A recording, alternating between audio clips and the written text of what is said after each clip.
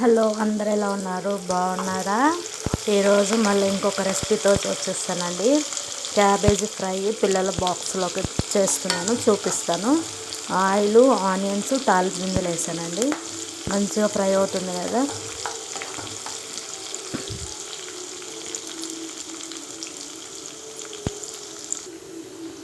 మంచిగా సన్నగా కట్ చేసి పెట్టానండి. వాటర్ వేసాను. వాటర్ అంతా గట్టిగా పిండేసి ఆయిల్ వేసుకోవడం. ఇది మంచిగా ఫ్రై అవ్వాలండి. వాటర్ అంతా తినికిపోవాలి, మంచిగా ఫ్రై అవ్వాలి. మంచిగా ఫ్రై అయింది కదండి, వాటర్ అంతా తినికిపోయింది కదా. ఇప్పుడు పసుపు వేసానండి, సాల్ట్ వేసాను, మంచిగా కలిపాను. పసుపు అంతా పచ్చివాసన పోయేదాకా ఫ్రై అవ్వాలి.